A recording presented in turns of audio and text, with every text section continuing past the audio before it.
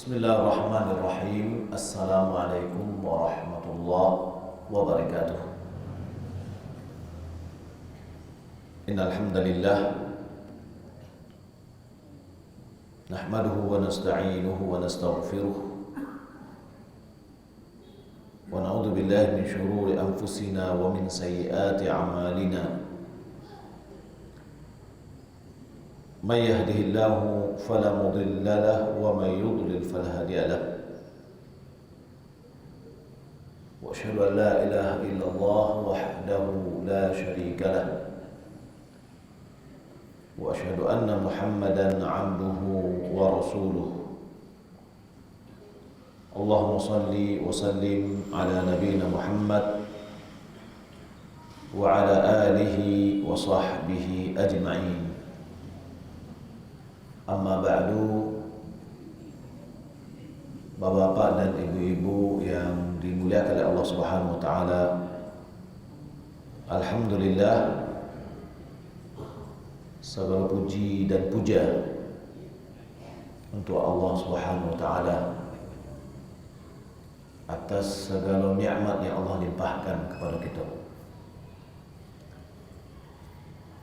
Nikmat di antaranya adalah nikmat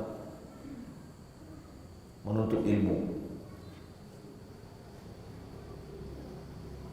di mana kita sudah hampir 2 tahun terputih atas takdir Allah Subhanahu wa taala. yakni karena adanya pandemi. Mudah-mudahan Allah Subhanahu wa taala segera bebaskan kita dari pandemi COVID-19 itu, sehingga baliklah kehidupan kita, kehidupan yang normal balik, bukan new normal. Salam dan salam semoga dan dianugerahkan oleh Allah Subhanahu wa taala kepada Nabi kita Muhammad sallallahu alaihi wasallam. Allahumma shalli ala Muhammad wa ala ali Muhammad.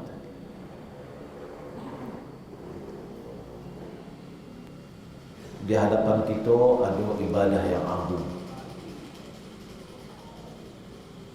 yaitu ibadah kurban. Di dalam bahasa Indonesia namanya kurban. Di dalam bahasa Arab namanya udhiyah. Sementara kurban itu berasal dari bahasa Arab. Nah, ini termasuk bahasa Arab yang dipakai oleh orang Indonesia tidak pada fungsi bahasa Arab itu sendiri. Ya, kurban itu dari qurban, dekat. Di antara tujuan udhiyah adalah mendekatkan diri kepada Allah. Ya, jadi kurban itu pendekatan diri, bukan hewan yang disembelih. Ya, hewan yang disembelih itu namanya adalah udhiyah. Ya, yaitu hewan yang disembelih dari binatang ternak di hari-hari Idul Adha, disebabkan datangnya Id, untuk mendekatkan diri kepada Allah Subhanahu wa taala.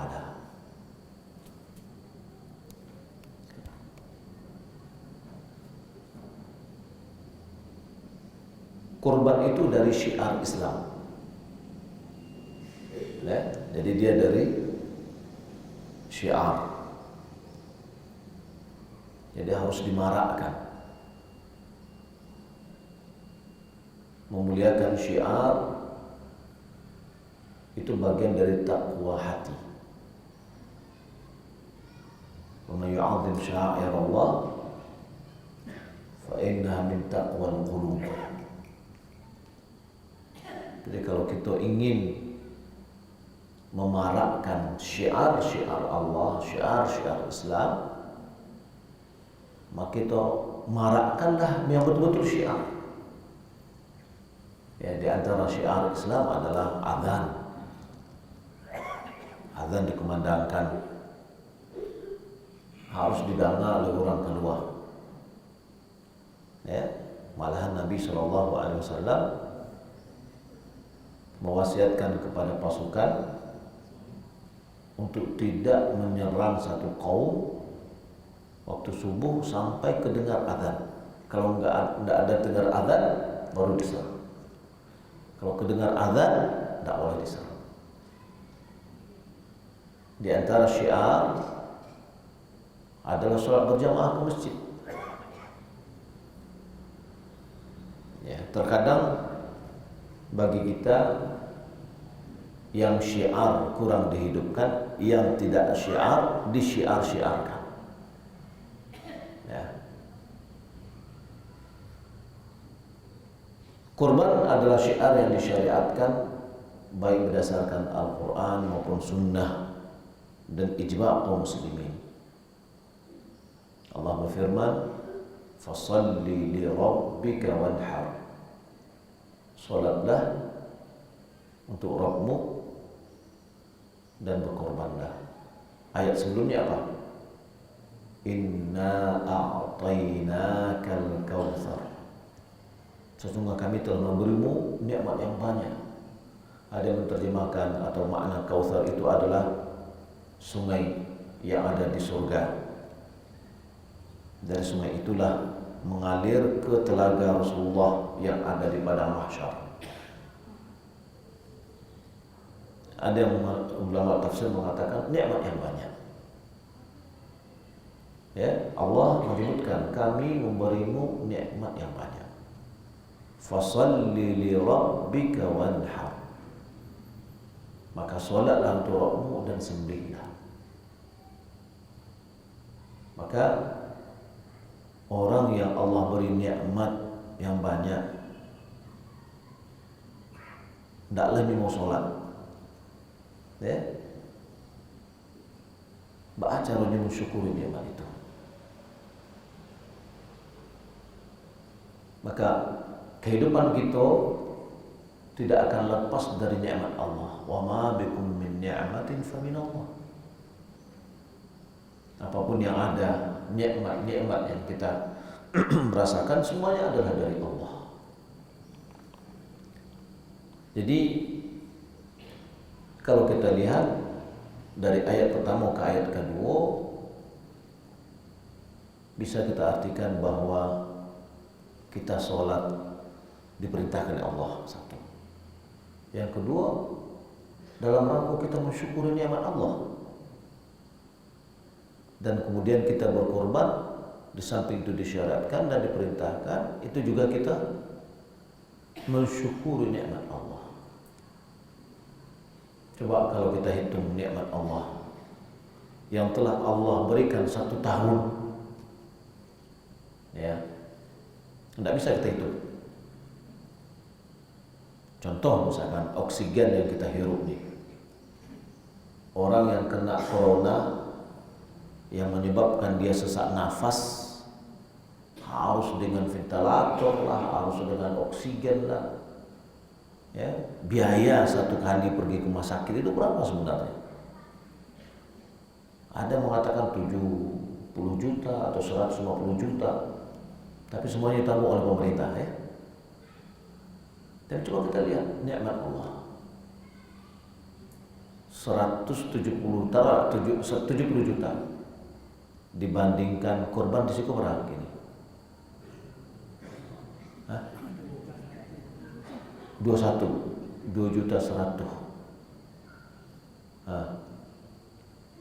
Kalau iko baru oksigen aja baru sekian nikmat Allah yang banyak dibandingkan dengan 2.100.000. 2.100.000 itu berapa punya kalau dibandingkan dengan nikmat Allah. Maka bagi kita yang mampu, ya, tidaklah pantas dia meninggalkannya. Tanda syukurnya kepada Allah. Baru 1 orang, kalau dalam keluarga itu banyak orang, ya, Banyak sekali nikmat Allah Subhanahu wa taala. Nabi sallallahu alaihi wasallam berkorban dengan 2 ekor kambing.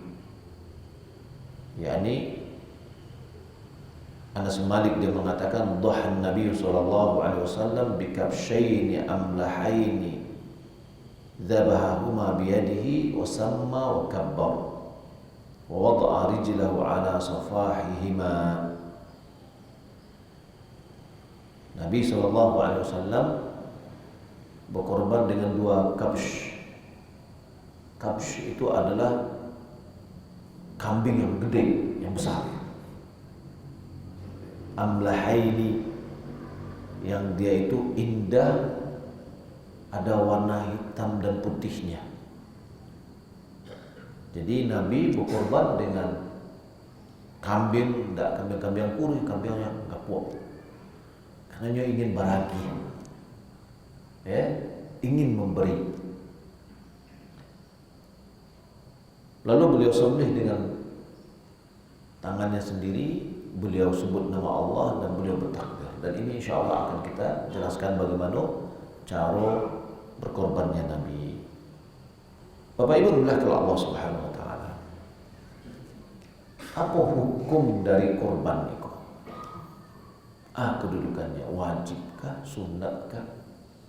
Itu kalau kita mencari kepada hukum taklifi, hukum wajib, sunat dan seterusnya. Terjadi perbedaan pandangan ulama dalam masalah status hukumnya. Jumhur ulama dia memandang bahwa dia adalah sunnah muakkadah bagi orang yang mampu. Sunnah muakkadah. Apa sunnah? Berarti dia tidak sampai pada tingkat yang wajib, muakkadah ditekankan. Ya, walaupun dia sunat, tapi bagi yang mampu tidaklah pantas untuk ditinggalkan. Pak, kalau Allah ingin berusaha untuk bisa berkorban terus, bagus. Ya, di antaranya tadi kita sebutkan tanda syukur kita kepada Allah atas nikmat yang Allah Subhanahu wa taala berikan kepada kita, kesehatan dan yang lainnya. Kalau dihitung itu nggak mampu kita menghitungnya. Ada sebagian pendapat yang mengatakan bahwasanya kurban ini adalah wajib. Ya. Dan ini adalah pendapat di antara pendapatnya Ibnu Taimiyah, Abu Hanifah dan yang lainnya. Walhasil, ya, kalau seandainya kita mengatakan tak sampai kepada wajib, dia adalah sunnah muakkadah. Jadi sunnah muakkadah itu dia di bawah dari wajib, di atas dari sunat biasa. Makanya tidak pantas untuk ditinggalkan bagi yang kita mampu.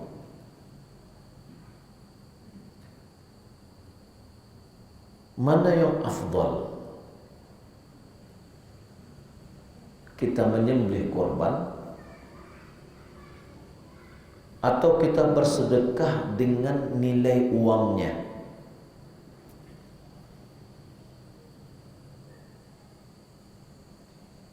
Kalau seandainya ada tetangga misalkan, ini perlu bana jupiti,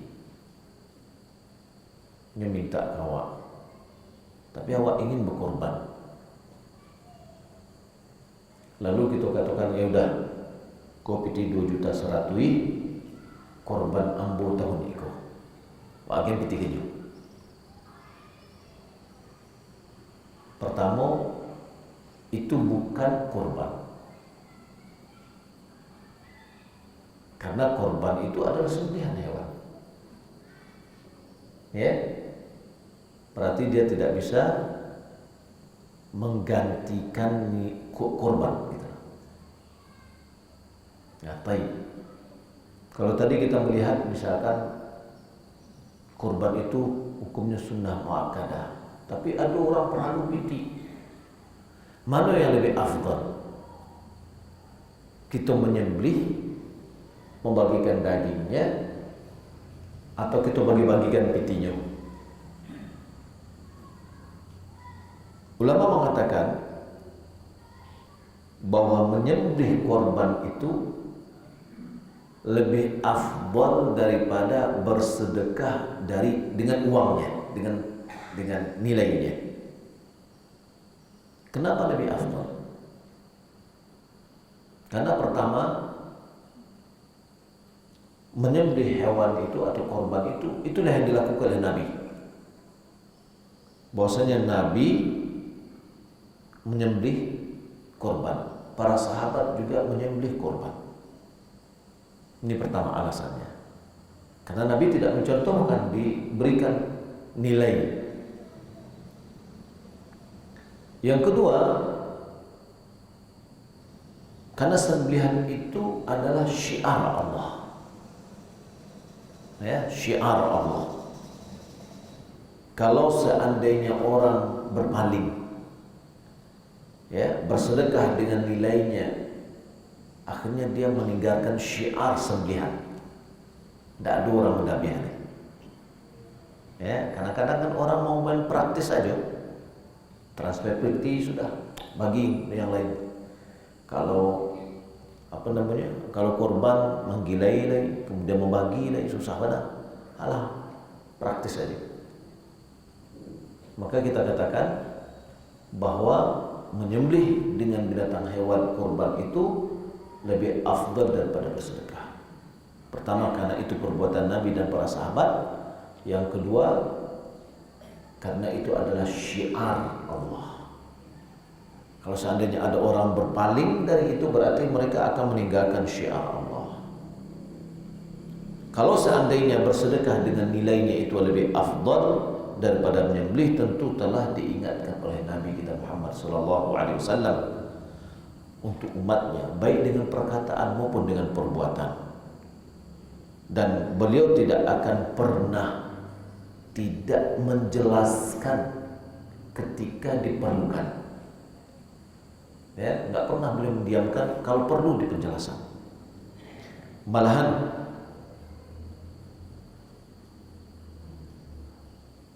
kalau seandainya sedekah itu sama aja, bukan afdal lagi, sama aja dengan nilai korban, pasti Nabi sudah menjelaskan.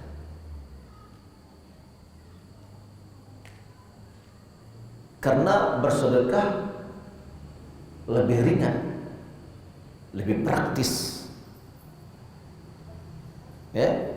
Dan Nabi tidak pernah meninggalkan sesuatu yang lebih mudah bagi umatnya kalau itu boleh. Ma khuyira Nabi SAW bi amrayni illa ikhtara aisarahuma ma lam yakun ithma. Tidaklah Nabi diberikan dua opsi, dua pilihan, kecuali Nabi memilih yang lebih mudah selama itu bukan dosa. Nah, kalau seandainya ini sedekah kan tidak dosa, ya. Kalau itu yang ada lebih mudah, tentu Nabi sudah ngajak mau mengarahkannya. Ditambah lagi, pada zaman Nabi terjadi peceklik, terjadi kesusahan, ya. Lalu apa kata Nabi? Nabi tidak menyuruh, tahun ini nggak boleh berkorban, semuanya uangnya dibagi-bagi. Nggak ada Nabi mengatakan gitu. Ya, pada saat datangnya korban, kata Nabi, "Man dhaha minkum fala yusbihanna ba'da thalathatin fi baitihi syai'." Siapa yang berkorban di antara kalian, setelah 3 hari nggak ada satupun yang tersisa dari dagingnya. Ya, artinya apa? Yang dimotivasi oleh Nabi adalah dibagi daging itu semuanya. Jangan ada yang disimpan. Kenapa? Karena kondisi masyarakat pada saat itu sedang susah. Tapi Nabi tidak merubahnya dengan uang. Dulu ada uang, Ketika datang tahun berikutnya, para sahabat bertanya, "Ya Rasulullah, naf'alu kama fa'alna fil 'amil madi?" Ya Rasulullah, apakah kita melakukan sama yang kita lakukan tahun lalu? Apa yang kita tak lakukan tahun lalu? Membagi seluruh daging korban. Tak boleh tersisa lain setelah 3 hari. Yani habis hari tasyrik, tak ada, semuanya dah. Apa kata Nabi? Faqala Nabi sallallahu alaihi wasallam, "Kulu wa at'imu waddakhiru fa inna dhalika al-'am kana fi an-nasi juhdun fa aradtu an tu'inu fiha." Muttafaqun alaih. Kata Nabi, makan daging itu. Kemudian wa at'imu, bagikan. Waddakhiru, simpan. Boleh enggak kita menyimpan daging korban? Boleh atau tidak? Enggak, Ibu? Boleh. Mana dalil ini? Dalil. Adapun tadi yang menyuruh, karena ada orang kadang-kadang juga penceramah, enggak boleh kita tidak boleh kita menyimpan daging kurban. Ya, dia mengambil hadis bagian pertama, bagian yang keduanya enggak dia pakai. Dan ini lihat kata Nabi, apa kata Nabi? Ya, makanlah, bagikanlah, simpanlah. Karena tahun itu, kata Nabi, di tengah-tengah manusia ada kesusahan. Aku ingin kalian membantunya dengan membagikan daging korban itu kepada mereka semuanya. Nggak boleh disimpan pada saat itu. Tahun ini tidak ada kesusahan. Maka kata Nabi, makanlah, bagikanlah, dan simpan. Ya, apakah ada masa batas daging korban dalam 1 bulan harus habis? Enggak ada. Ya, mau simpan 1 tahun, ya, enggak apa-apa, sesuai dengan kebutuhan dia. Karena daging korban itu ada yang dibagi, ada yang disedekahkan, ada yang dihadiahkan, ada yang dia simpan. Ya. Bapak Ibu dimuliakan Allah Subhanahu wa taala. Berkorban, hukum asal berkorban itu untuk orang hidup, bukan untuk orang yang mati. Sebab ada sebagian punya keyakinan adanya keharusan untuk mengorban atau berkorban, bukan mengorbankan ya, berkorban atas orang meninggal dunia pada tahun dia meninggal dunia. Misalkan ada karib kerabat yang meninggal tahun ini, maka ya dia berkorban atas nama dia. Ada sebagian orang berpendapat seperti itu. Ya, ada sebagian tempat ada orang punya keyakinan seperti itu. Maka Syekh Ibnu Utsaimin dia mengatakan bahwa berkorban itu hukum asalnya disyaratkan untuk orang hidup, bukan untuk orang mati. Ya, untuk orang hidup berkorban itu. Namun berkorban untuk orang yang meninggal dunia ada 3 bagian atau 3 jenis. Yang pertama, berkorban atas nama yang sudah meninggal dunia dalam bentuk pengikutan pahala dengan orang yang hidup. Ya, bukan misalkan fulan almarhum fulan kayak gitu ya. Bukan. Tapi ini taruh aja namanya Abdullah. Dia masih hidup, Abdullah. Kemudian itu siapa? Untuk keluarganya. Maka yang sudah meninggal dunia diikutsertakan pahalanya kepada Abdullah. Ya, jadi berkorban untuk yang meninggal dunia diikutkan dengan orang yang hidup, bukan korban dengan berdiri sendiri. Ya, ada orang berkorban untuk yang meninggal dunia, tapi untuk itu tidak. Ya, ada seorang anak misalkan ini berkorban, bisa ini berkorban ini korbankan untuk orang tuanya yang meninggal dunia, emak atau apanya gitu kan, yang meninggal dunia. Tapi ini tidak berkorban. Ya, yang tepat itu adalah dia berkorban atas nama dia, lalu dia ikut sertakan keluarganya, baik yang masih hidup maupun sudah meninggal dunia. Jadi sekali mendayung banyak pulau yang dibawa, ya, sekali menjalo banyak ikan yang dapat. Baik. Yang kedua, berkorban atas nama si mayat apabila dia berwasiat. Nah, kalau dia berwasiat, ya kita jalankan atas nama dia. Kalau tidak berwasiat, hanya sukarela kita, maka seperti yang kita sebutkan nomor 1. Nomor 3 adalah berkorban atas nama si mayat sendirian, sebagaimana yang banyak dilakukan oleh masyarakat kita, tanpa dia memberikan wasiat. Ya, secara hukum fikih boleh, bukan dilarang, boleh. Ya, dan itu yang disebutkan oleh ulama Hanabilah. Dia kiaskan kepada bolehnya bersedekah atas nama semayat. Ya, misalkan ada wakaf misalkan, ya, ajakan wakaf, baik itu wakaf produktif atau non produktif, ya. Lalu kita pengen berwakaf atas nama orang tua kita yang sudah meninggal dunia. Bolehkah? Boleh. Sampaikah? Sampai. Mana dalilnya? Ada dalam hadis yang dikeluarkan oleh Imam Bukhari dari Ubadah bin Samit. Dia mengatakan ibunya meninggal dunia, dia tidak ada di hadapannya. Kalau seandainya aku bersedekah, katanya, bermanfaat gak untuk ibuku? Kata Nabi, iya. Lalu dia mensedekahkan kebunnya atas nama ibunya, walaupun ibunya tidak berwasiat.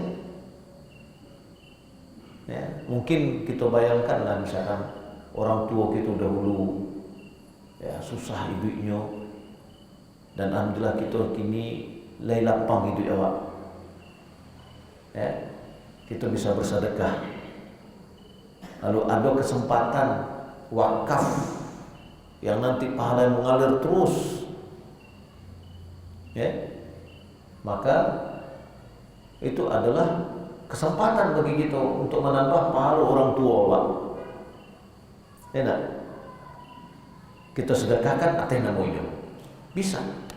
Nah, Hanabilah dia kiaskan kepada bersedekah dengan daging, sebagaimana bersedekah dengan uang. Baik. Namun, apakah ini yang sunnah yang dianjurkan? Gitu. Hukumnya boleh. Tapi mana yang lebih afdal, mana yang sunnah? Ulama mengatakan tidak sunnah kalau seandainya kita berkorban atas nama yang sudah meninggal dunia. Kenapa? Karena tidak dicontohkan oleh Nabi. Nabi meninggal paman yang dia cintai, yang sama berjuang dengan dia, yaitu Hamzah. Tidak pernah dibuatkan korban atas nama Hamzah. Meninggal dunia istrinya yang paling dia cintai, yaitu Khadijah, yang berjuang dengan dia, yang selalu disebut-sebut oleh Rasulullah, sampai Aisyah walaupun tidak pernah ketemu dengan Khadijah, sampai sangat cemburu kalau mendengar nama Khadijah. Karena saking banyaknya Nabi SAW menyebutnya, enggak pernah Nabi berkorban atas nama Khadijah. Kemudian anak-anaknya meninggal dunia. Semua anak-anak Nabi meninggal dunia pada saat Nabi masih hidup kecuali Fatimah. Fatimah meninggal dunia setelah 6 bulan Rasulullah meninggal dunia. Nah, nggak pernah Rasulullah berkorban atas nama anak-anaknya. Tapi Nabi berkorbannya, dia ikut sertakan keluarganya dengan korban dia. Ketika dia menyembelih, Allahumma hadza anni wa an ahli. Ya Allah, ini atas namaku dan keluargaku. Ya, dia ikut sertakan. Keluarga mana yang keluarga? Baik yang masih hidup maupun yang sudah meninggal dunia. Nah, ketika kita berkorban, kita niatkan untuk kita dan pahalanya kita berikan kepada yang lain, maka dia itu sampai pahalanya. Ya, Bapak Ibu dimuliakan Allah Subhanahu wa taala. Ada beberapa syarat dalam berkorban yang harus kita perhatikan. Yang pertama ada 6 syarat. Yang pertama adalah hewannya hewan binatang ternak. Bahimatul an'am ini berbahasa Arab. Ya, ini dari bahasa Arab. Yang makna bahimatul an'am itu adalah onta, sapi, kambing. Ya, jenis onta, jenis sapi, jenis kambing. Kambing domba, kambing kacang, kambing Jawa, kambing apalah namanya ya. Nah, itu jenisnya kambing, jantan kok, betina kok sama. Sapi, kerbau masuk mana nih? Kalau itu di bagian dari masukkan ke jenis sapi, boleh. Ya. Tapi bantiang jo banteng beda dah. Ya, banteng, tidak ada orang berkorban dengan banteng ya. Tapi bantiang, nah itu korban orang sih. Enak. Baik. Bolehkah dia berkorban dengan onta? Boleh. Berkorban dengan kuda? Ya, kuda dikorbannya. Dia mungkin membaca hadis ayat lan tanalul birra hatta tunfiqu mimma tuhibbun. Kamu tidak akan mencapai kebajikan sampai menginfakkan apa yang dia cintai. Oh, ini kudo yang paling kamu cintai. Ya, tahun ini kamu mau kurban dengan kudo. Sahkah kurbannya? Tidak sah. Karena kudo bukan dari bahimatul an'am. Atau ada orang berkorban, ambo berkorban tahun iko sakandang ayam. Ya. Ayam sekian banyak, mungkin 1000 ekor ayam dikorban. Ya. Sahkah itu sebagai korban? Jawabannya tidak. Karena itu bukan dari jenis bahimatul an'am. Ya. Karena ibadah, ada syarat ibadah itu sesuai dengan sunnah, yaitu apabila ibadah itu terkait dari jenis, maka hendaklah ibadah kita itu harus sesuai dengan jenis yang ditentukan. Tidak boleh kita ganti dengan yang lain. Ya, maka ketika kita berkorban dengan bahimatul an'am jenisnya, maka dia tidak keluar dari yang 3. Yang pertama onta atau sapi atau kambing. Yang kedua, sudah sampai umur. Nah, umur. Kalau kambing istilah kambing kacang begitu ya, kambing yang biasa itu 1 tahun. Tapi kalau dha'an, yaitu domba, itu boleh 6 bulan. Yang lain seperti sapi itu 2 tahun umurnya, 2 tahun masuk ke 3 tahun. Ya, kalau onta tidak ada yang diatur kita yang berkorban dengan onta. Ya, jadi kambing, sapi harus dipastikan umurnya sudah lebih dari 2 tahun. Ya, orang yang biasa paham dengan sapi yang akan tahu. Yang ketiga, binatang kurban ini harus selamat dari cacat yang bisa menghalangi kurban. Ada 4. Yang pertama,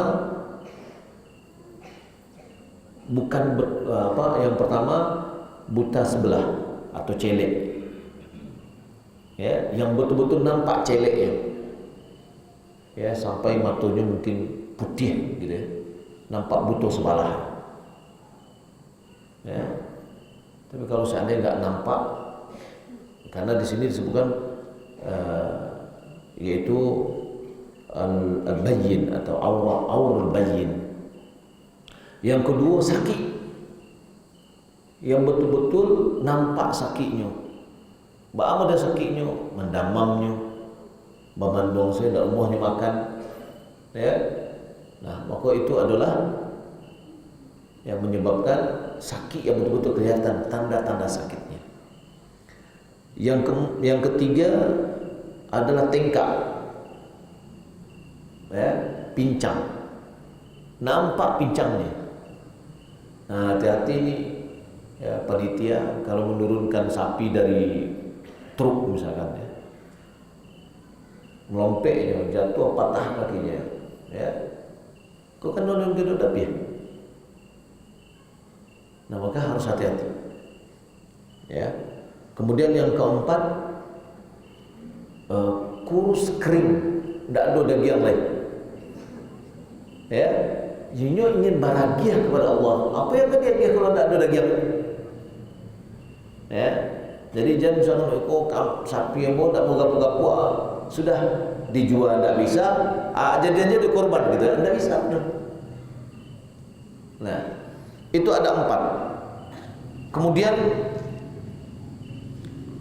kalau seandainya yang 4 ini ada, satu di antara 4 ini ada terdapat pada seekor hewan yang akan disembelih, maka tidak boleh, tidak sah kurbannya. Kemudian ditambah lagi, ya, aib atau cacat yang bisa membatalkan kurban. Di antaranya adalah buta. Kalau tadi celek bisa celek, kini kedua-duanya tidak bisa celek. Ya, maka itu adalah aib juga, tidak bisa. Kemudian ada yang karena dia mau melahirkan, tersakit anaknya, ya, tidak bisa melahirkan dong. Lalu kita katakan ikut korban nembok, tidak, sampai hilang bahaya yang menimpanya, sampai ini melahirkan dulu selesai, boleh. Ya, artinya apa? Jangan ketika kita melihat ini adalah nggak bisa lagi dipertahankan hidupnya, lalu kita kecil, aku untuk korban gua, gitu kan? Tidak bisa dijual karena dia cacat tadi, sakit, ya, kuru kering, tidak bisa dijual, ya. Lalu kita katakan ikut korban.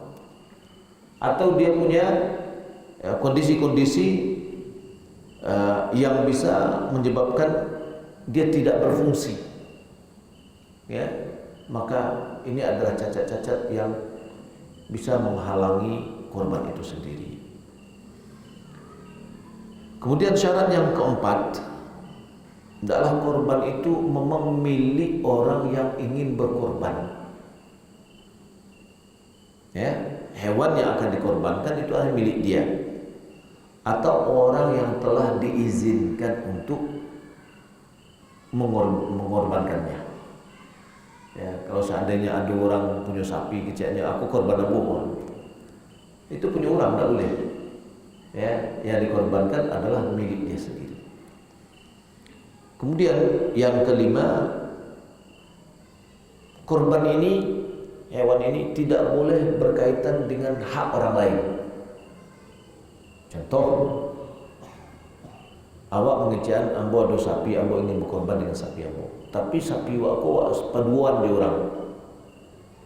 Ya, ada hak orang lain yang wak seduayan, yang ini punya jatah di situ sakaki misalkan, ya, itu tidak boleh kita korbankan sampai kita selesaikan hak dia.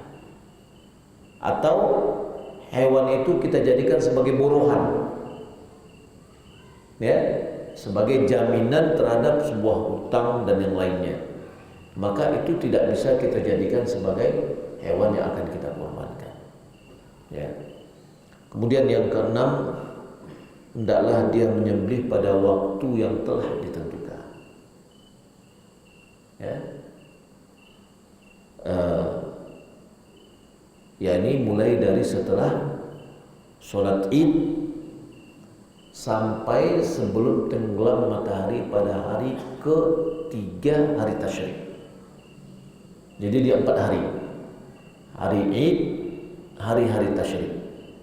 Hari tasyrik terakhirnya itu sebelum tenggelam matahari, karena hari itu berakhir dengan tenggelamnya matahari. Kemudian boleh menyembelih baik siang maupun malam.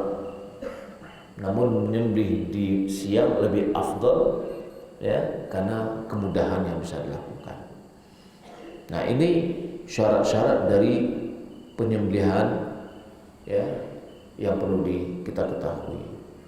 Kemudian seperti apa hewan yang afdal kita korbankan? Yang paling afdal itu adalah yang paling baik, baik dari jenisnya maupun dari bentuknya. Ya. Kalau dari jenis, maka yang paling afdal itu kita berkorban dengan onta, mahal, ya. Atau dengan sapi kalau itu sendirian. Ya, jadi seekor sapi dia sendirian atas nama satu orang. Ini lebih afdal. Kemudian dengan kambing. Kemudian 1/7 dari onta, kemudian 1/7 dari sapi. Jadi kalau kita bandingkan mana yang lebih afdal, 1 ekor kambing atau 1/7 sapi, maka afdalnya adalah 1 ekor kambing lebih afdal daripada 1/7 sapi. Ya. Dari sifat, dari bentuk, maka hewan yang paling gemuk itu lebih afdal. Semakin gemuk semakin afdal. Kemudian potongan yang rancak, misalkan ada 2 hewan yang gapuh rancak di pandang mata, yang lain gapuh tapi serem, ya, menakutkan. Ya, maka yang lebih afdal itu adalah yang bagus di pandang mata. Ya, Nabi SAW berkorban dengan 2 ekor kabsh, yakni kambing yang besar, yang bertanduk, ya, yang ada hitam dan putihnya, indah dilihat. Nah, maka dalam hal ini subhanallah, kita ingin bahagia kepada Allah, berikanlah yang terbaik. Ya, jadi yang paling gemuk, yang paling banyak dagingnya, malahan sebagian ulama mengatakan kalau kambing mana yang lebih bagus, kambing jantan atau kambing jantan yang sudah dikebiri. Sebagian ulama mengatakan menyembelih kambing yang sudah dikebiri itu lebih baik, atau hewan yang dikebiri. Kenapa? Dia semakin gemuk, dia banyak dagingnya, banyak banyak lemaknya. Ya, sementara kalau yang jantan saja yang tidak dikebiri itu biasanya tulangnya besar, ya. Nah, di sini mana yang lebih bermanfaat? Nah, di sini bagian dari ulama. Maka kalau seandainya kadang-kadang gitu, kok mahal banget korban gini kok, di sini bisa 1.800.000 misalnya. Ya, 1.800.000 berapa dagingnya? Ya, kalau berkorban itu kan tambah kuah tambah sagu, atau tambah sagu tambah kuah. Ya. Ingin dagingnya banyak, ya pikir bertambah gitu loh. Ya. Tapi kalau kita mencari yang paling seketek, paling murah, dagingnya sedikit. Nah, maka kalau seandainya kita mencari hewan yang lebih besar, tentu nanti mungkin biaya semakin besar, dan itu lebih baik, lebih afdal. Bapak Ibu dimuliakan Allah Subhanahu wa taala, pembahasan kita berikutnya adalah berapa orang yang berkorban yang dibolehkan dalam satu hewan.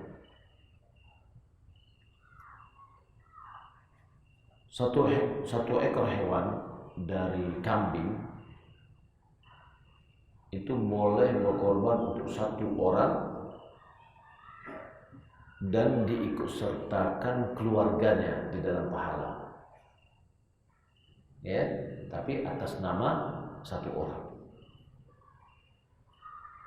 Dan boleh juga dia ikut sertakan selain dari keluarganya siapa yang diinginkan. Mungkin ada teman-teman kita dahulu yang pengen kita ikut sertakan dalam pahala.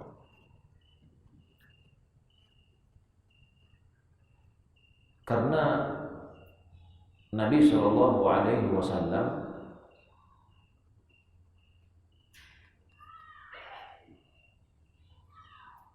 ketika dia menyembelih, dia mengatakan Bismillah, Allahumma taqabbal min Muhammad wa ali Muhammad wa min ummati Muhammad. Ya Allah, terimalah dari Muhammad dan keluarga Muhammad dan dari umat Nabi Muhammad. Dalam riwayat yang lain, riwayat Imam Ahmad, Nabi berkorban pertama satu ekor kambing. Beliau mengatakan Allahumma hadza anni wa an ahli. Ya Allah, ini atas namaku dan keluargaku. Keluarga di sini meliputi yang istrinya, anak-anaknya, ya, orang karib kerabatnya, baik yang masih hidup maupun yang sudah meninggal dunia. Maka dia diliputi oleh makna tadi. Nabi menyembelih hewan yang kedua. Beliau mengatakan Allahumma hadza anni wa amman lam yudhhi min ummati. Ya Allah, ini atas namaku dan dari umatku yang belum berkorban. Nah, jadi di sini pertama, satu orang boleh dia berkorban dengan 2 ekor. Boleh lebih banyak dari itu. Mungkin dia berkorban, saya berkorban di kampung saya lain, boleh. Kemudian dia boleh mengikutsertakan siapa yang dia inginkan di dalam pahala. Adapun 1/7 dari kambing, dari 1/7 dari sapi atau unta, begitu juga. Boleh dia niatkan untuk dia dan keluarganya. Atas namanya satu orang, tapi dia ikut sertakan di dalam pahala. Namun peserta di dalam seekor sapi boleh 7, tidak boleh 8. Sebagaimana peserta dalam seekor kambing tidak boleh hanya 1, tidak boleh berdua. Ya. Kalau seandainya dalam seekor sapi itu ada 8, maka wajib yang ke-8-nya 1 ekor kambing. Yang boleh hanya dalam 1 ekor sapi itu 7 orang. Kalau berempat bagaimana? Ya boleh. Jangan berempat. 1 ekor sapi boleh 1 orang. Ya. Maka kalau dia ikut sertakan di dalamnya, maksimalnya boleh 7. Ya, boleh maksimal boleh 7. Lebih dari itu, misalkan kan Giko ya, ada beberapa kelompok, ada yang terlambat mendaftar. Masuk aja lah ke sapi yang paling nomor 8 gua, cari yang lebih gapuak. Nggak bisa. Kita bukan berbagi daging, tapi kita beribadah sesuai dengan syariat. Kemudian pembagian dagingnya tentu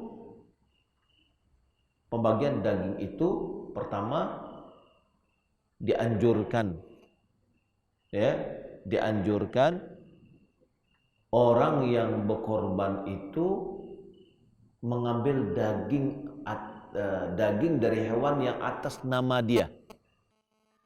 Dari Abi Ayyub Al-Ansari radhiyallahu anhu qala kana ar-rajulu fi ahdi an-nabi sallallahu alaihi wasallam yudhahi bisyati anhu wa an yudhahi anhu wa an ahli baitihi, ya, fa ya'kulu wa yut'imun. Seseorang pada zaman Nabi, seorang laki-laki pada zaman Nabi, dia berkorban dengan seekor kambing atas nama dia dan keluarganya.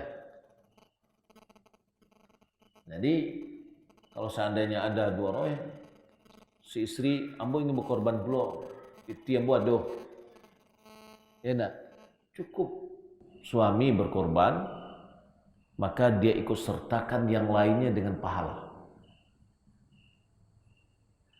Kalau ada jatah untuk istrinya, sudah dia bisa simpan, sudah mencukupi kok. Ya, zaman Nabi dahulu mungkin satu orang itu punya kambing banyak, dia bisa berkorban lebih dari satu. Ya, tapi cukup dengan satu saja sudah mendapatkan pahala. Tapi kalau bagaimana kalau dia berkorban juga, istri juga berkorban, alhamdulillah tidak masalah juga. Tidak ada larangan, suami berkorban, istri mau korban, silakan. Nabi SAW ketika dia haji, dia menyembelih 100 onta. Ya, jadi tidak apa-apa untuk membagi. Dia meniatkan itu adalah untuk korbannya, boleh.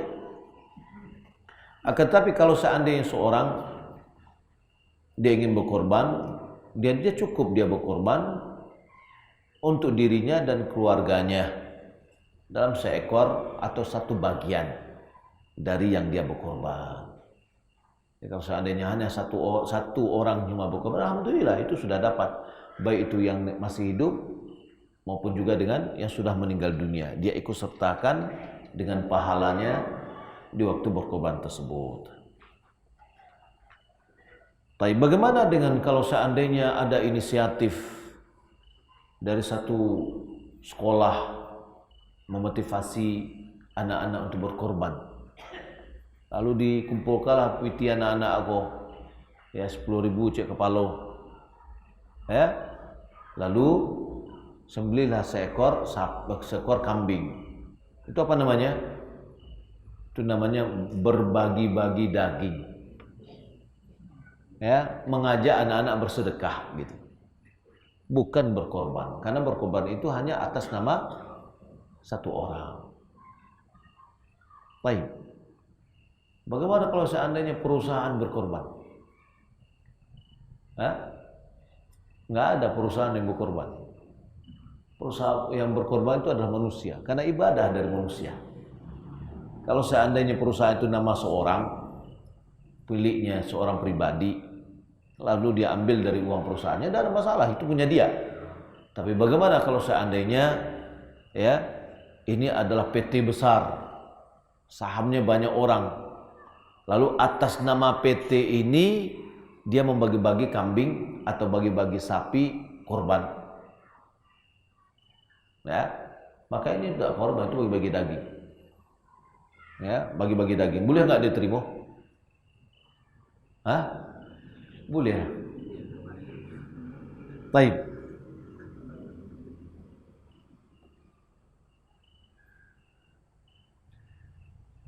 Kemudian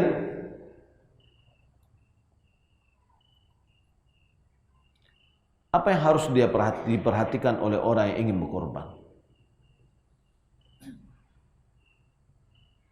Orang yang ingin berkorban mulai dari tanggal 1 Dzulhijjah, dia harus menjauhkan dirinya dari beberapa hal. Yang pertama adalah tidak menggunting kuku-kukunya. Kuku apa? kuku orang, bukan kuku kambing. Ya. Ada yang dipahami seperti itu gitu loh. Ya, jangan diambil rambut dari binatang yang dikorban. Enggak, apa hubungannya dengan ya, tapi ini adalah kuku orang yang berkorban yang atas nama dia. Jadi kalau seandainya apa yang berkorban, ibu boleh potong kukunya. Ya, anak-anak boleh potong kukunya. Ya, laki-laki mungkin ingin mencukur rambut, boleh. Tapi yang enggak boleh itu adalah orang yang atas namanya. Itu yang enggak boleh. Karena Nabi SAW mengatakan idza ra'aitum hilal dzil hijjah wa fi lafdhin idza dakhalat al-'ashr wa arada ahadukum an yudhi falyumsik an sya'rihi wa adfarih. Apabila kalian sudah melihat hilal bulan sabitnya Dzulhijjah, dan meriwayat yang lain apabila sudah masuk 10 hari, yakni 10 Dzulhijjah, dan salah seorang di antara ingin berkorban, maka hendaklah dia menahan dirinya dari rambutnya dan kuku-kukunya. Hadis ini diriwayatkan oleh Imam Ahmad dan Imam Muslim, dan dalam lafaz lain, "Fala ya'khudh min sya'rihi wa adfarihi syai'a hatta yudhi." Janganlah dia mengambil sedikit pun dari rambutnya dan kukunya sampai dia berkorban. Ya. Nah, ini jarang diingatkan.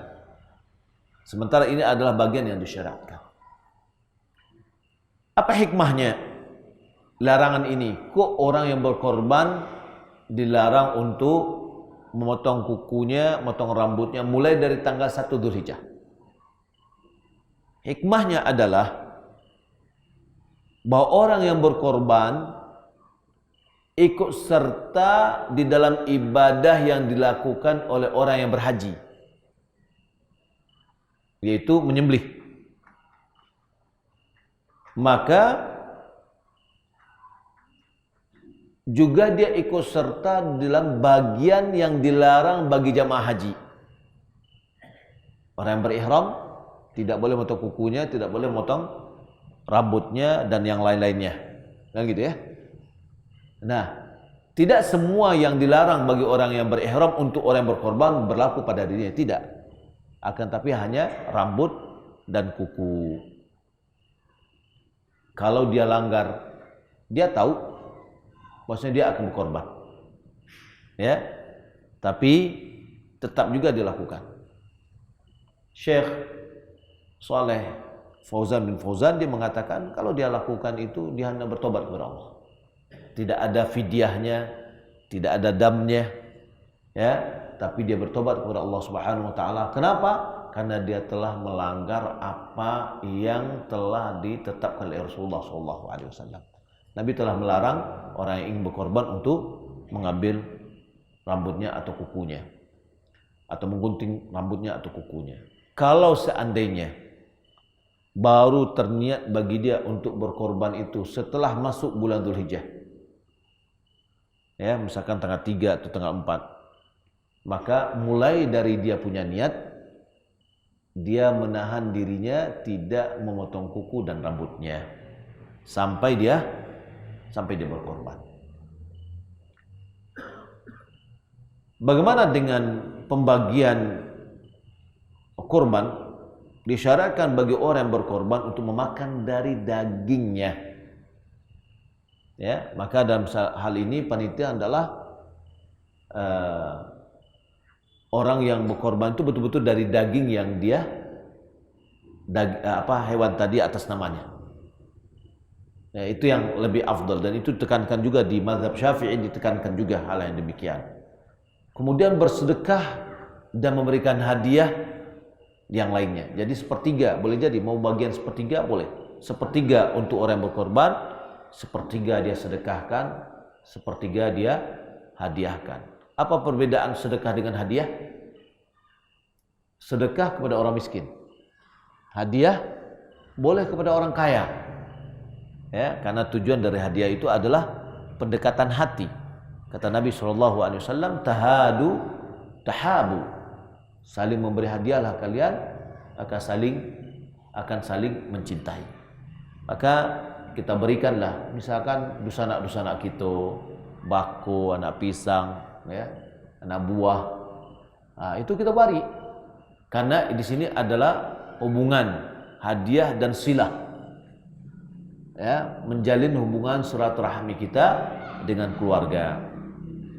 Kemudian sebagaimana yang telah kita sebutkan tadi, boleh kita untuk menyimpan bagian yang kita miliki, kita simpan. Boleh. Kemudian bagian dari hewan tidak boleh dijual. Bagian dari hewan tidak boleh dijual oleh orang berkorban.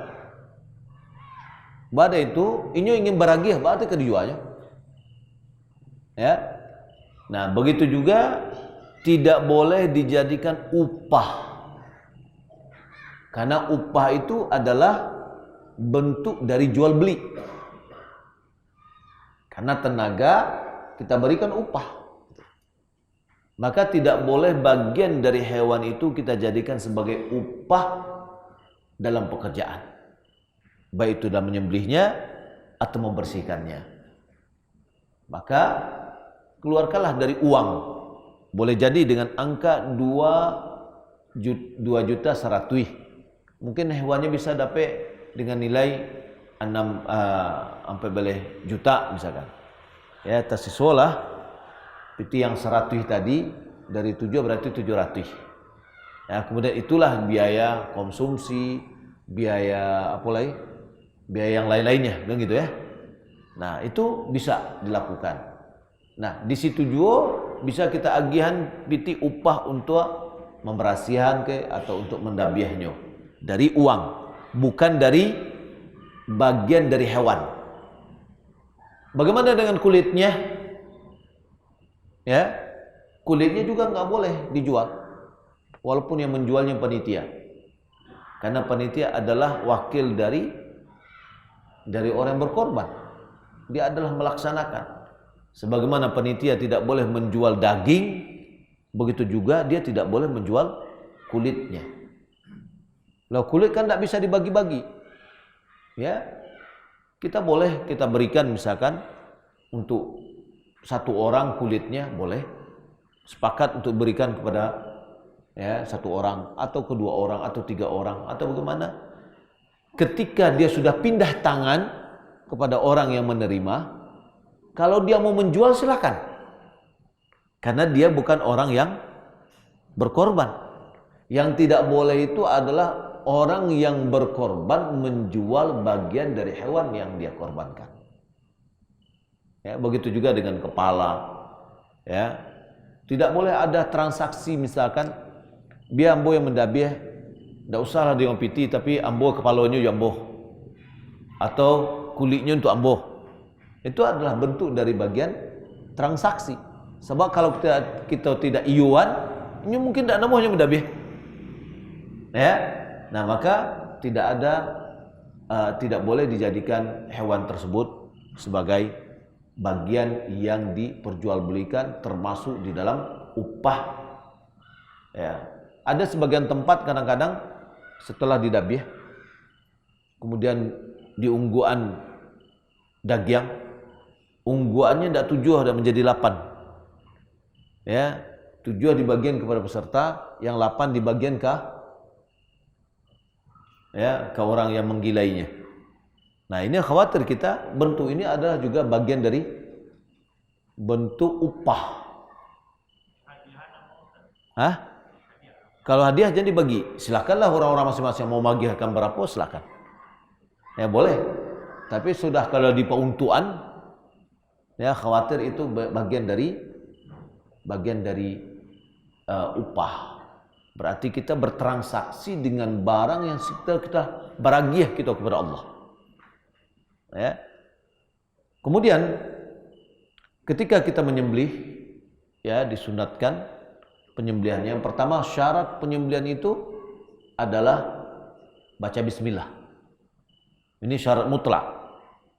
Kalau ada hewan yang disembelih tidak dengan baca bismillah, maka dagingnya haram untuk dimakan.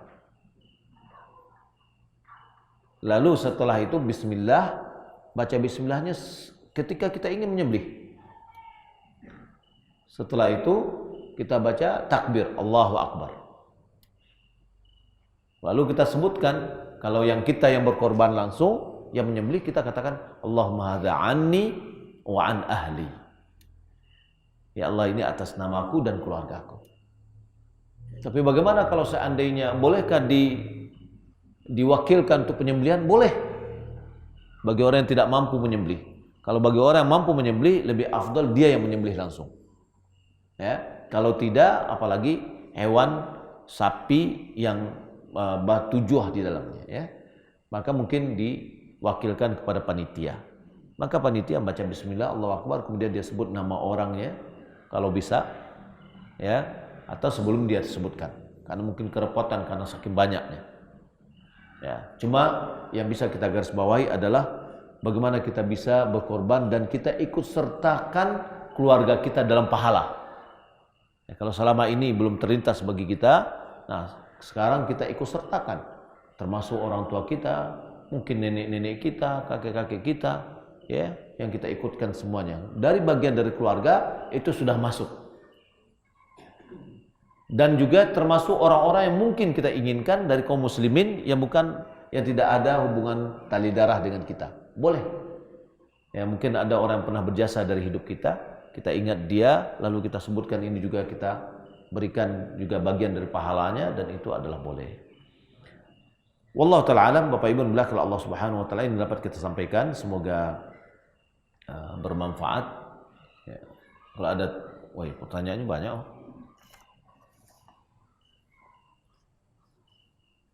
Apa yang dimaksud dengan simpan daging? Apakah panitia boleh menyimpan daging yang tak habis dibagi?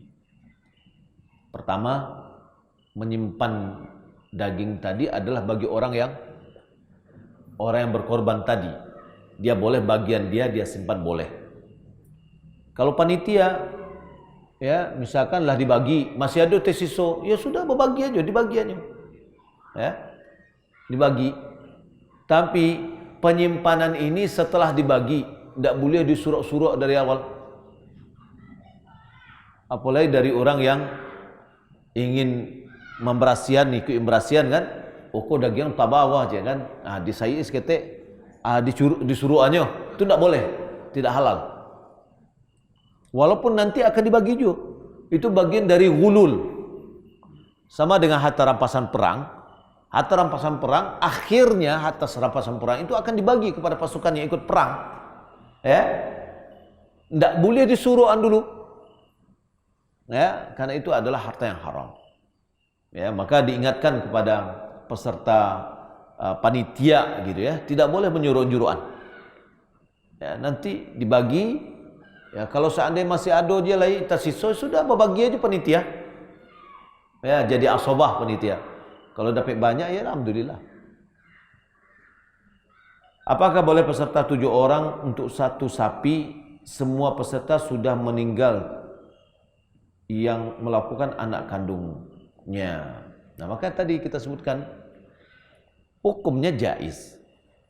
Akan tapi kalau bagus adalah atas nama anak-anak mereka, ateh namu inyo, pahalo untuk inyo, dan keluarganya, orang tuanya sudah meninggal dunia, dia ikut sertakan. Ya, orang tuanya dapat pahala, keluarganya yang lainnya masih hidup pun dapat pahala, dan dia sendiri dapat pahala. Ya. Jadi kalau boleh sih boleh, gitu. Itu pembahasan tadi jaiz. Tapi sayang, ya, kurang dapat pahala gitu jadinya. Jadi diperbanyak. Bagaimana jika terjadi perbedaan hari Id? Apakah hewan yang disembelih sebelum hari Id yang ditentukan pemerintah diterima?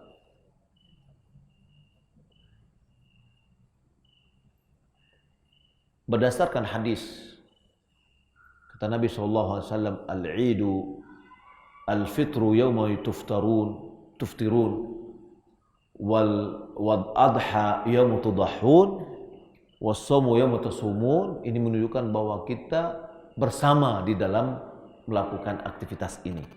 Idul Fitrinya, Idul Adhanya, puasanya bersama-sama. Maka ulama mengatakan bahwasanya kita ikut dengan pemerintah. ya ikut dengan pemerintah. Insyaallah kurban tahun ini sama semua insyaallah, mudah-mudahan. Ya. Nah, kalau seandainya itu terjadi, ambillah yang bersama pemerintah. Ya. Kalau terjadi sebelumnya, khawatir kita tidak terima. Baik. Apakah boleh hewan disembelih di Jakarta setelah dibungkus dikirim ke Kubang untuk sanak saudara yang berhak menerima? Boleh. Jangan bungkusnya dimasak langsung. Enak. Boleh, nggak ada masalah. Apa boleh kepala dan kulit hewan kurban diserahkan ke kelompok orang atau organisasi yang biasanya dijual untuk kas organisasi tersebut? Nggak boleh. Ya, berikan kepada individu, jangan kepada organisasi. Supaya bermanfaat, kita berbaragieh kurban ini kepada siapa? Fakir miskin, bukan ke organisasi. Ya, sebagaimana kita memberikan daging. Daging itu kepada fakir miskin. Karena dalam hadis dikatakan berikan kepada qani' wal mu'tar. Qani' itu adalah orang yang meminta. Mu'tar itu adalah orang yang tidak meminta. Ini miskin, tapi tidak mau meminta, dia agih ke. Ya. Jadi bukan ke organisasi, tidak juga ke panitia atau ke pengurus masjid. Nanti dijadikan kas masjid. Kenapa nggak kasihkan aja? Jangan kulit kasih, daging kasih. Nggak ada ya. Nah, jadi karena daging nggak bisa, ya kulit juga nggak bisa. Bagaimana jika terjadi kelebihan daging? Apakah boleh panitia mengambilnya? Ya boleh, panitia bagian dari orang yang bisa dia bagi. Ya setelah pembagian. Apakah ada sunnahnya menyebut nama peserta ketika menyembelih hewan korban? Kita sudah sebutkan tadi. Nabi SAW mengatakan dia menyembelih Allahumma hadza anni wa an ahli. Maka ketika yang menyembelihnya orang lain, hendaklah dia sebutkan Bismillah Bismillah Allahu Akbar hadza an fulan. Ya, disebutkan. Apakah ada ijab dalam panitia dengan peserta kurban? Enggak ada. Ijab qabulnya ya. Wallahu taala alam. Ada yang lain, ibu-ibu ada? Ya. Ada janin di dalam. Maka boleh. Ya. Dan anak janinnya boleh dimakan? Boleh. Kan enggak perlu dabih? Enggak perlu. Kata Nabi SAW, zakatul zakatul walad. Sembelian indua itu adalah sembelian untuk anaknya yang ada dalam. Ya, kecuali kalau pas mendabih keluarnya, hidup kan?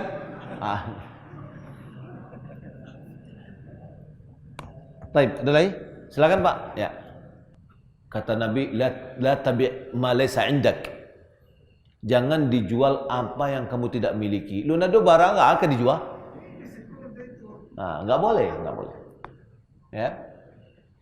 Kalau nyoba mana moko inyo berjanji-janji boleh jadi, tapi inyo belum bisa menjual. Nah, kemudian tidak boleh panitia yang menjual. Kalau seandainya agen ke seorang sudah nggak apa-apa.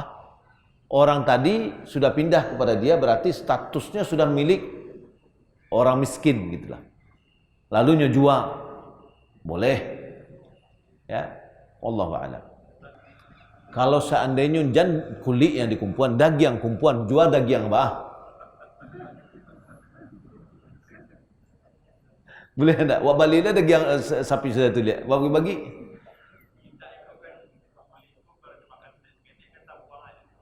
Kan enggak perlu harus dimakan. Kan tidak harus dimakan. Nah, caranya adalah agen ke fakir miskin 2 orang, 3 orang fakir miskin dah. Agennya terserahnya maunya dimasaknya, dijadiannya kerupuk kulit atau dijadiannya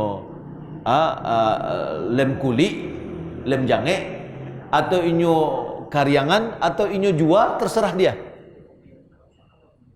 Ya, terserah dia. Tapi kita sudah beragih kayaknya. Karena itu ada bagian dari daging kan gitu ya. Kulit itu sendiri ya bagian dari daging di awak kan gitu. Makan malah gulai kulit lah. Nah, jadi kita jangan kumpulkan. Ya, kita bagikan. Yo, sama makanya bawa kecian Kalau seandainya sakilo aja daging kita jual, pitinya kita jadikan pakai miskin, apa hukumnya? Tentu tak boleh. Bukan kalau kulit tadi kan kita bagikan ke fakir miskin 75 ekor, coba yang kalau Ustaz. Bisa dapat gampang Pak. Datang orang pembeli kulit, ya datangnya nak. Wangguan ke ko yang rumah A B C ko yang kulit ko yang anu ko ada 75 kelompok orang yang akan menerima. Sudah terimanya dari panitia, akhirnya ke tukang jualnya dapat piti. Tidak ada masalah karena statusnya dia sudah pindah kepada orang yang mengambil manfaat. Ya. Tidak panitia yang menjual, enggak. Karena panitia bagian dari orang yang berkorban karena dia wakil pada saat itu, gitu loh. Ya. Nah, jadi betul-betul diambil oleh orang yang mengambil manfaat. Siapa yang orang mengambil manfaat? Ada orang-orang yang mengambil bagian dari korban. Sebagaimana orang-orang masyarakat kita yang mengambil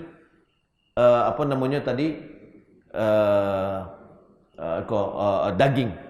Nah, mungkin kita pilihlah, misalkan ada rumah-rumah masyarakat awal yang memang mereka adalah orang-orang yang miskin, misalkan.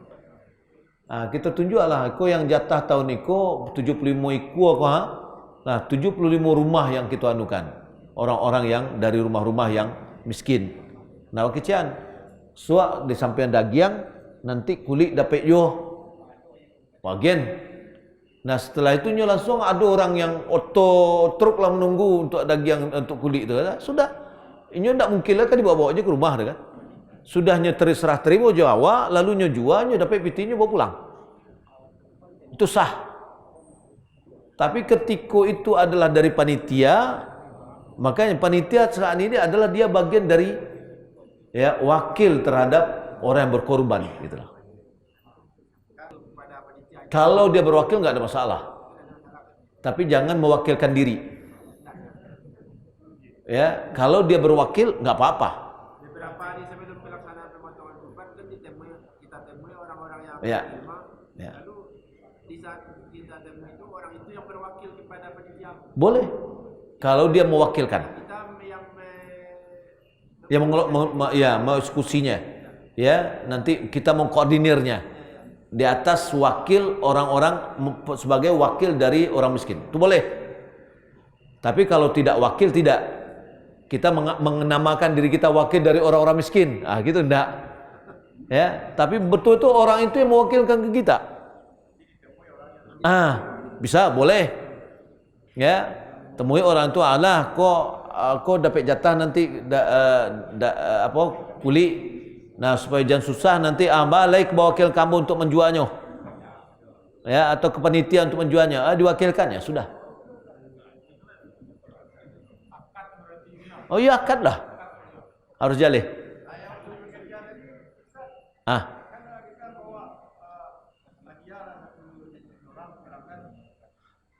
Oke, Pak.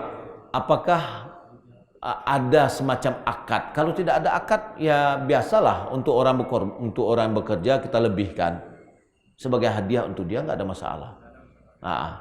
Tapi kalau misalkan kan kayak tadi, di abu kulitnya ya, kalau mau mendabih abu kulitnya, itu sama akad tuh. Ya, jadi sebenarnya solusinya ada gitu, mudah sebenarnya. Ya, tinggal kita seperti misalkan gitu, Pak. Rasulullah itu tidak boleh menerima sedekah. Ada orang bersedekah kepada Nabi, Nabi tidak. Agen sedekah kabarirah gitu ya. Ini seorang budak, ya, yang dimerdekakan. Lalu diambil dari Barirah. Barangnya itu juga baru disedekahnya dihadiahkan ke Nabi. Nabi boleh menerima hadiah. Itu juga barangnya. Apa kata Nabi? Hiya sadaqah ala Barirah walana hadiah. Ya, jadi kalau kita lihat adalah bentuk transaksinya. Ketika yang dari tadi orang bersedekah ke Barirah, barang itu sudah pindah tangannya, lah menjadi status punya Barirah, bukan punya orang tadi lain. Nah, oleh Barirah dia hadiahkan kepada Nabi. Nabi boleh menerima hadiah. Nah, kayak gitu juga. Kau daging kau kulit kau. Kulit kau bukannya kau yang harus tidak boleh dijual, bukan itu. Orang yang berkorban tidak boleh dia menjual. Ya, bagian dari itu. Panitia bagian dari wakil dari orang berkorban kan. Nah, dia hadiahkan kepada orang miskin. Dia bagikan ke orang miskin, diterimanya. Lalu orang miskin ini menjual. Tidak ada masalah. Karena orang miskin bukan orang yang berkorban. Sebagaimana tertumpuknya daging kau dapat, di siku dapat, di siku dapat. Alah baca lah 5 kilo. Ambon jual lah daging kau silakan. Ya, itulah hak milik inyo. Dan inyo bukan orang berkorban. Boleh dia jual. Dia melakukan tindakan terhadap dagingnya. Ya, yang tidak boleh adalah bagi orang yang berkorban. Inyo bahagia untuk Allah bakal dijualnya. Begitu. Nah, jadi kalau seandainya tadi kita tunjuk 75 kakak, ya, lalu kita katakan kok nanti jatahnya bagi Anda, oh kalau gitu nantilah kami wakilkan ke panitia supaya menjualnya, nanti PT kami lah, gitulah. Itu tidak boleh kalau sudah ada akad itu, gitu. Taib, supaya kita mudah-mudahan ya sesuai dengan sunnah Rasulullah SAW, sehingga kita tidak melakukan hal-hal yang menyelisihi. Iya Pak. Nah, masuk ke karung-karung tadi itu, maka kita ingian. Kalau perlu diingian sebelumnya, ya. Itu balik itu tidak bisa ada balik Pak. Pribadinya lah gitu ya. Itu memang susah juga kadang-kadang. Subhanallah. Iya. Kalau Nabi yang ketika inyo memotong, inyo sabuan. Allahumma hadza anni, ya Allah itu atas namaku, wa an ahli, atas keluargaku. Dilafazkan. Ya. Atau misalkan atas nama Abdullah dan keluarga. Kayak gitu ya. Atas nama sefulan dan keluarga, sefulan keluarga gitu. Ya. Kalau lah bisa lah ya. Kalau tidak bisa itu balai. Tapi niat cukup. Itu Pak. Kalau yang tidak tahu, ya mungkin pertama kan waktu tunjuk kau. Sapi fulan sebut nak wakumpunya ke sapi itu kan gitu kan. Nah tentu diam sapi ku Allah do namu yang kan tak akan dibaca 75 kali 7 kan tak itu yang dibaca nak. Tapi yang 7 orang dalam satu ekor sapi. Ya, dibaca dulu bismillah Allahu akbar, namu Allahu akbar. Ya bismillah Allahu akbar, ya susah juga ya. Tapi pertama sebelum sudah kita bacakan, ya, kemudian baca bismillah Allahu akbar, insyaallah sudah mendekati. Ya, wallahu taala alam. Baik, demikian Bapak Ibu, ya mudah-mudahan bermanfaat. Kalau sampai jam 9 kami kembali ke Padang. Ya. Mudah-mudahan pada kesempatan lain kita akan bisa sama-sama duduk balik ya untuk mengkaji bagian dari agama kita. Demikian mudah-mudahan bermanfaat. Sallallahu Muhammad wa ala alihi wa sahbihi ajma'in. Wassalamualaikum warahmatullahi wabarakatuh.